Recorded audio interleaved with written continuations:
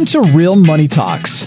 Real strategies from the moneymakers and the world changers that you can use to make millions, keep those millions, multiply your wealth, and build your team. Here's your host, author of 5 New York Times bestsellers, money expert on Dr. Phil, CNN, CNBC, The Street TV, Fox News, and The View, Loral Langemeier. Hi, this is Loral. Welcome back to Loral's Real Money Talks, a podcast where we talk about making money, keeping money, investing money, and doing it with a team. And, every week I bring just extraordinary folks to our podcast to just learn different business models, how to expand businesses, how to make money and provide opportunities for others. So today I have Jon Siegel with me, and he is a clinical psychotherapist, president, owner of a concierge, non-medical in-home healthcare. Like that is a huge definition for Jon. This is Scottsdale, Arizona, has just done an enormous amount of work with the Air Force, the VA, psych units, has done private practice. Jon, welcome to Loral's Real Money Talks. Hi, Loral. How are you? I'm good. Very good. So tell me a little bit about you. How did you get in this field?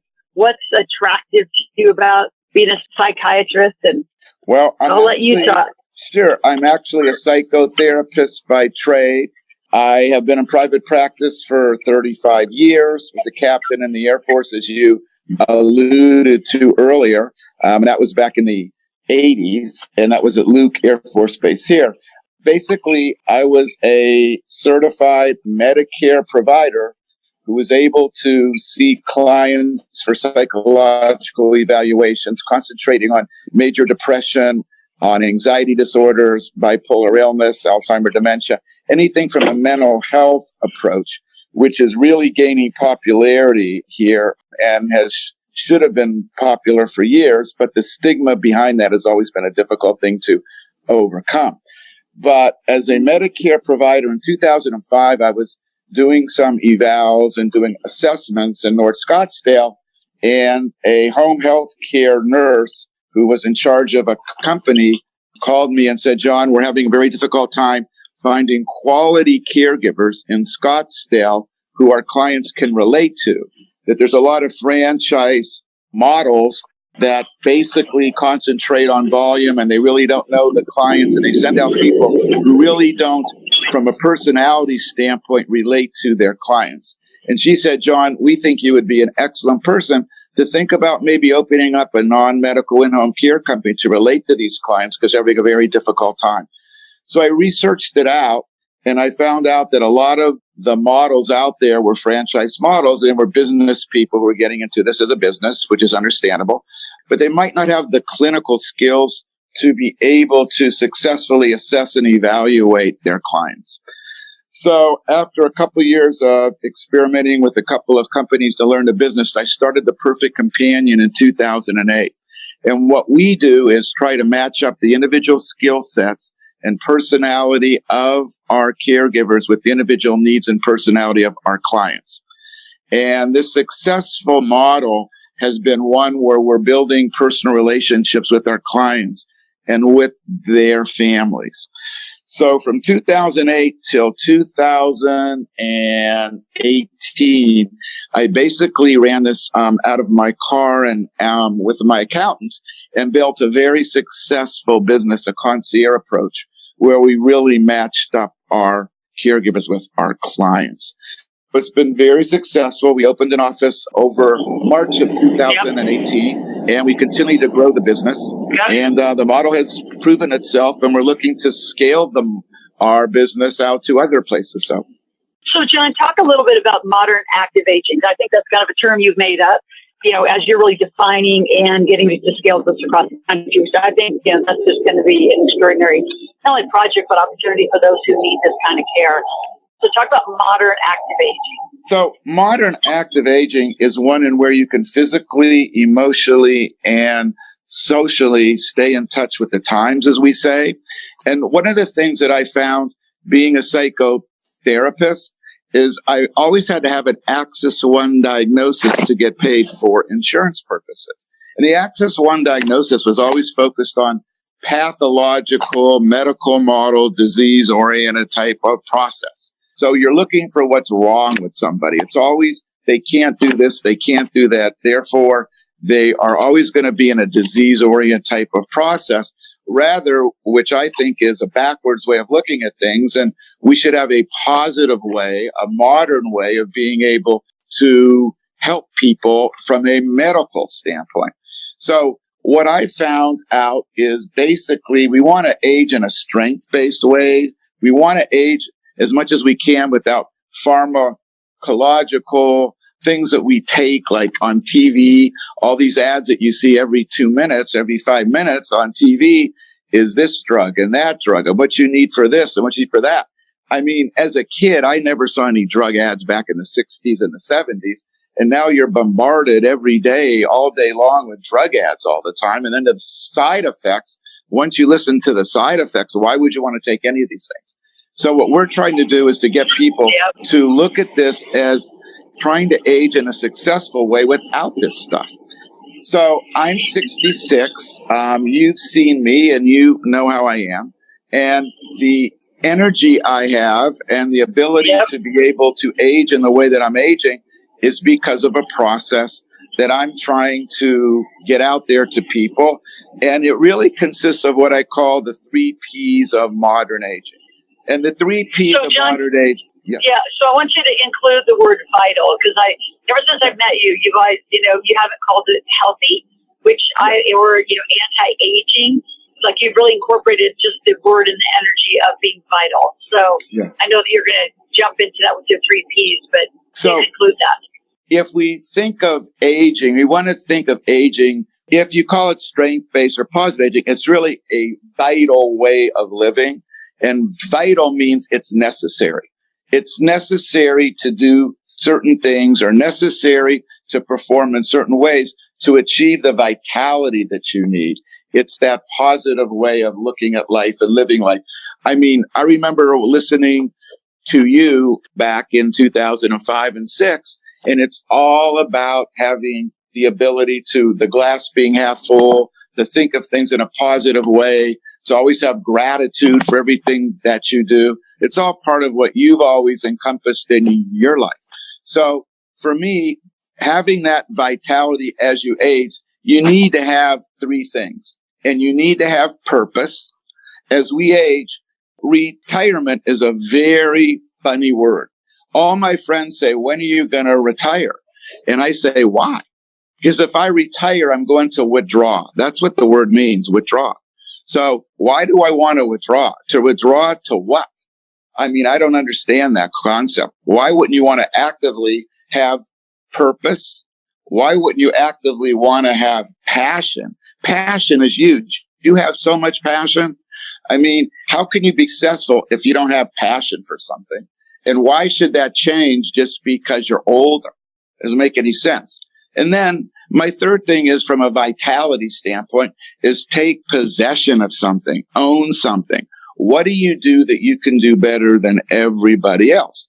So those are the 3 things that I think everybody from an individualistic standpoint could work on for themselves to determine how they could age with vitality and then figure out those things that work for them.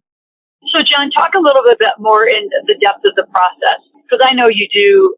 There's everything from the anti-aging exercise and diets and, like you said, I mean, the drug companies have only, you probably know, a year, finally were able to, advertise online and on TVs. I mean, that's never, like you said, you were growing up, like that was never there. So the pharma world is huge, detriment, I'm going to say, I'm in the cannabis and CBD world, and I think that the pharma industry should be standing still and a little concerned about, other alternatives coming in. So talk deeper about the process from those perspectives. I mean, is it nutrition? Is it diet? Is it, I love that it's about the purpose and the passion, because I totally agree. In retirement, I just have to share retirement from a money standpoint is actually an agricultural word that means to put cattle to pasture to die. So it's withdrawing and dying. And I totally agree. I can't stand that word. Yes. Because I think that the purposeful people do what they're going to do until they walk off the planet. They just don't, go sit in a lounge chair. So back to the process. I mean, what are some of the real details of the anti-aging, the active aging model that you do? Right. So the active aging model, first of all, is you just have to do things in a mindful way of who you are as a person, what you enjoy doing, how you're going to achieve what you're trying to achieve. One of the things that I've done a lot is learn about our physical beings, and from a diet standpoint. I just had a physical, timing is great. Yesterday, I was at my cardiologist, and he looked at me and said, "What are you doing? Your numbers are turned upside down." And my numbers were never that bad. But I've been able to get my triglycerides under 100. I've been able to get my LDLs are just excellent. I mean, everything I'm trying to do is to avoid the physiological functions and inside of our body we can't always control unless we can control them. So diet, I became a very active proponent of plant-based diets in terms of taking superfoods that will be able to, whether you're drinking them or whether you're consuming them and eating, that are more plant-based. So if you do that and you actively work out in conjunction with that, you're going to have a much better chance, because I believe in a concept, the microbiome is getting a lot of play right now. And there's a lot of toxicity in the gut. And the mind and the gut probably go together very, very well, as they're finding. And so if you can get the gut toxicity out of your system, you're going to do well in terms of having what I call homeostasis. And homeostasis is very important in everything that you do. So even if you're striving for things, homeostasis is having a balance in life. So when people used to come to me and they were very successful and they say, "I got to be perfect. I got to be perfect. I got to do this in a perfect way. This is what I achieve and do." I always thought I'd rather be Avis of the car industry. If you remember, Avis was always number 2. It seems Hertz was always number 1 in the car industry. And I always liked Avis because Avis always had to strive to be the number 1. A lot of times when you get to be number 1, you become complacent and you don't stay there because you're living on your laurels. A little pun there, maybe. But from my perspective, if you're Avis, you're striving. You're always striving to be the best that way. So rather than be perfect, try to strive to be the best. And if you're really good at what you do, I think that will help you in that way. So all these things are basically physiologically getting out, exercising 3 times a week, hiking, anything you can do. You don't have to do things like 100 push-ups at a time. If you do 20 push-ups at a time, if you do 12 reps with a weight 3 times a day, you're going to be able to consistently do that. You're not trying to be the best, or you're not trying to force things from that standpoint. So everything is trying to combine mind, body, and spirit in such a way that do things well, but you don't have to be perfect at it. Do things good, but you don't have to be the best at it. If you do that consistently, things will improve. And I'm always looking for improvement. In the business we're in, it's all about continuity of care when we're seeing our clients. And our clients may have a stroke or may have something that they want to come back to be the best that they can be and want to be the person they were before. And my thing is, where were you and where are you? And if you're at a point where you couldn't do anything for yourself and you're improving to a point where you can do a lot better now, look at that as you've made vast improvements and you're on your way. It's the journey. It's the process. It's not the end result. So if that helps. So Jon, let's talk about the business. So you've been doing it by yourself. 2018, decided to take it across the country. Before we talk about the more macro, let's talk more micro. So if a client, who's your ideal client? Let's start there. And then talk through how what you do is so different in your concierge. And then we'll get to the software, which is just going to be revolutionizing the, I'm going to call the baby boomer population, which will continue, the other groups will age as well. But I think what you're doing is revolutionary. Well, what we do, and thank you for that, we try to target or attract a clientele that has been a successful business or professional person, not necessarily professional, but people who really, to be honest, have the discretionary income to be able to pay us on a private pay basis, because insurance does not pay for this. And they're looking for a quality life experience. So the quality life experiences is one where we try to pick out caregivers for them who may have similar life experiences as them. And they're not necessarily going to be able to not relate with these people. They're going to be able to have a personality that they can absolutely relate with these people. So a lot of the caregivers have the caregiving skills, but they don't have the necessary intellect and personality to be able to match up with our clients. So what we've tried to do is hire people from the workforce who are transitioning, who may be a little bit older. And this is another thing that gets me crazy, is that why aren't we hiring older people who say they can't find a job or they're going to retire? Hire older people who can relate to people who are in the same age bracket. So we've hired a number of older people who match up with our clients, and we are trying to put together, as you know, a matchup type of a process like Match.com in a sense.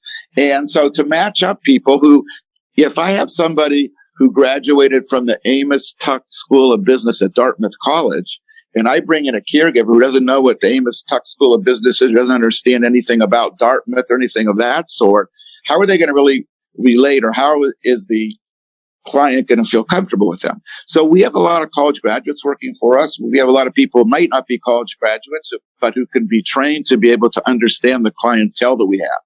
So it's like if you're dealing with the Ritz-Carlton, and the Ritz-Carlton is always in the top 1% of everything they do, we want to try to represent that top 1% from a concierge standpoint. So we can relate to our people as being the best they can be and the best that our clients can provide that service. And in providing that service, it's anticipating the needs of our clients before they ask. And that's huge, because if you do that, then you're really going to bond with these people, because our clients do not want to tell somebody 20 times a day to do this and do that.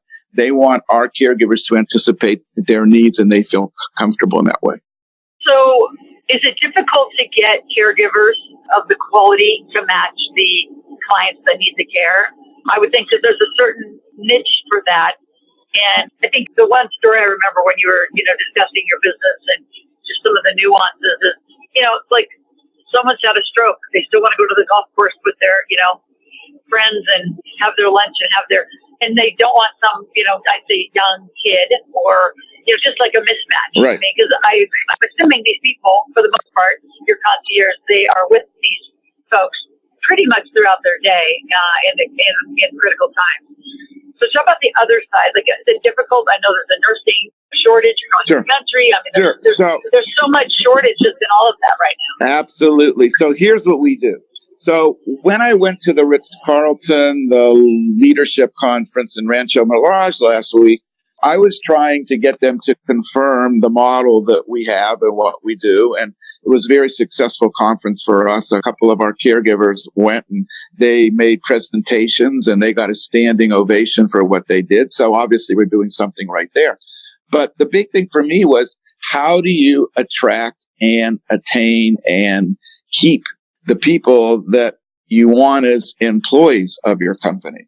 And everybody's thinking inside the box. Everybody's looking to go to caregiving schools and to nursing schools. And we go to nursing schools. We go to some of the universities in Grand Canyon here in the area. We have a relationship with them.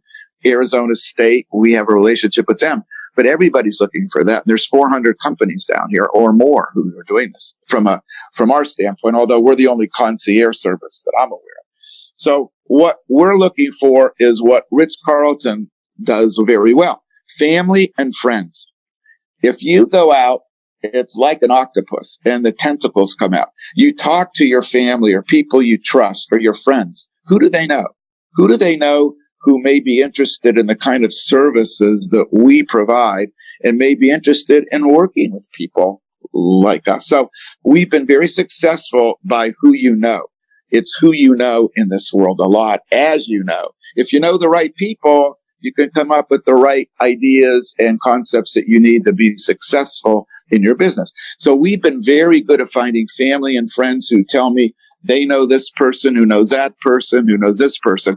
That's been a very successful concept from us. It's been a word of mouth. It's been huge for us in all aspects, in the way we get our clients, in the way we get our caregivers, that word of mouth for us has been huge. So, Jon, talk about the business expansion. You're in a pretty much all cash model because insurance doesn't cover this level of care.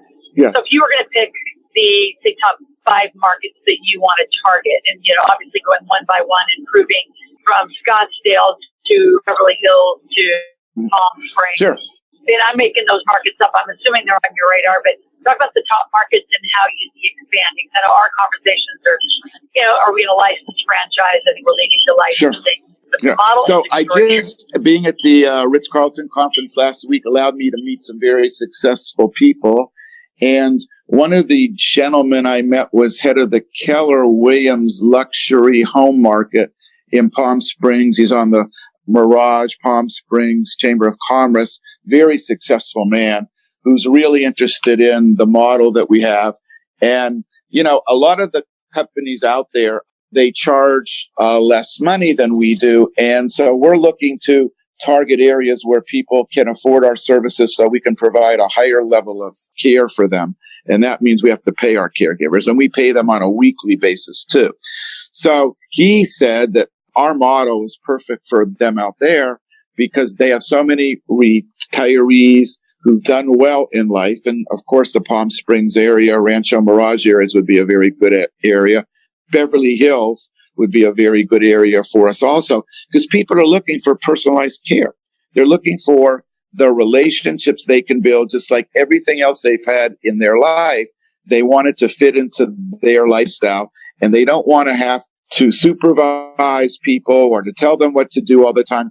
They expect the people that we bring in are going to be trained and have the ability to be able to relate to them on an individual basis, which is what we're trying to basically do. So Beverly Hills, Palm Springs, Coronado, Lake Tahoe, I think would be a good place. Any place where there are people where the discretionary incomes would match so that we can have a successful business. The interesting thing about our model, our business model, if we have 100 clients, and you could say it's based on hours, but if you have 100 clients, it's going to probably equivocate to $5 million in sales for us. And if we have 200 clients, which is basically a size of an average doctor's office, I would say, if you have 200 clients, you're going to have 10 million in sales. And our profit margins are probably 40% right now. They may come down somewhat a little bit, but 40 to 50% has been our profit off of this. So obviously, if it comes down some, fine. If we go into different areas that have the discretionary income, whether it's Palm Beach, Florida, Boca Raton, Naples, if it's in Greenwich, on the East Coast, but the West is, we're in the West, so it makes sense for us to stay in the West. If we can target those areas where the people have the discretionary income to be able to pay us, we feel we can have a very nice business and a very successful business. And we can also add on value through other ideas that we have in terms of the modern aging process with alternative natural medications. We're thinking about doing some skilled care to add on value. We have a person in particular, as you know, we're very interested in bringing on board, who grew a business from under 1 million to 150 million in sales, and it's going upwards to 500 in sales now. So from that standpoint, we do feel we have a niche, and we do feel we have a specific business and where we can expand this and make this a very successful business on a nationwide type of a basis. Absolutely.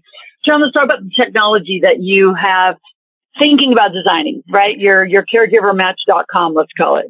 I think it's brilliant. Because I actually think, one of the ideas too, as we're working together, that I think about that is if you had a really front-facing, almost just interactive software where people could even do just a call line. There's a whole nother revenue stream, just as I've been, thinking and working with you, that I think could be on the front side. It's just on the front side, right? Yes. So talk about things I believe. Yep. But what you have is the core of it, and there's nothing like it. So we are, again, this is all in the beginning stages, and what we're trying to do, and, we haven't had a chance to really delve into that, and we're working with some people on it, but that is important, that interactive experience. If you know what foods people like, if you know what restaurants they like, if you know where to go with our clientele, I mean, that's golden. I mean, it just helps them to know that, that Burberry's is a high-end clothes fashion store, that where you're going to a restaurant is a high-end restaurant that you would like to go to. They appreciate the fact that our people know these things and are aware, so they don't have to explain it to them. They just feel comfortable. It's all about feeling comfortable. It's all about having a relationship. It's all about trust. And if you can build a model where you can match up the caregiver with the client, you're going to build a lot of trust. And that trust is what they want. And they're willing to pay for that trust. And, the testimonials we have and our ability to be able to engender trust in our company, what we do, it speaks volumes for us, because the word of mouth is how we've gotten most of the business that we have gotten. And that's been by thinking outside of the box. So yes, I think that front end, that interactive experiences, we haven't got into it on a big way yet because we're so busy with infrastructure and doing what we're doing and just building our business right now. But that's what we're going to be doing in the future. So. Absolutely. So, Jon, how do people reach you? On our podcast, what we do is we send people over to askloral.com. You put in your name, your phone number, your email, and just ask a question, or you can request even a conversation with Jon if you're interested in the business model, interested in you're listening and think, oh, well, I could help with software. So we're all about getting a community around, projects that we think are significant and going to be life-changing for people. So those of you that are listening to the podcast, you can always go to Ask Loral. But Jon, if they wanted to contact you, directly, what's your website? How can people follow along as you grow? Okay. I suggest that they look at our website, azperfectcompanion.com, and they could get information of how to contact us there. And also, if they want to call me directly, that would be a very advantageous thing for me. And that would be at 602-300-5018. And then if they would like to call our office and ask for Carlos, and you have met him, they can call our office at 602-595-9096. Awesome. Well, Jon, it's been great to have you on, and I hope all of you that are out listening to podcasts from all over the world enjoy just learning about new businesses, how to make money, how to grow, and there's going to be probably an investment opportunity depending on the financial modeling, right? So we're still in the conversation of, do you license? Do you put it with somebody in a town who's actually a co-owner? Is there a investor return? So that's just some of the assessments. Yes. So if it's interesting you, tag this podcast, send it out to other people. And Jon, thank you for all your brilliance and knowledge in this area. Loral, thank you, and looking forward to doing business with you in the future. Absolutely. All right, all of you, I will be back on another episode of Loral's Real Money Talk soon. And also stay tuned and start watching our YouTube channel as we're building a brand new channel and really almost a show on how money makeovers and the sequencing of financial issues for so many people are so different. So stay tuned for that. Awesome. And I know, I can't wait. So we'll be back in touch. I'll have a great day. Thank you, Loral. Thank you.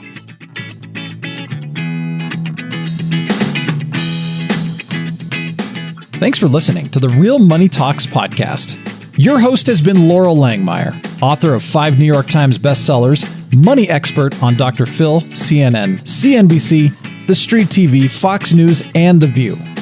Want to learn more about off-Wall Street investing, tax strategies, and multi-million-dollar business strategies? Visit liveoutloud.com/podcast for past episodes, show notes, and resources. For some special wealth-building gifts only for Loral's podcast listeners, visit liveoutloud.com/podcast gifts. Do you have a burning question for Loral? Visit askloral.com to submit your question, and it may just be covered on a podcast episode. So stay tuned and be sure to subscribe to get new episodes every week.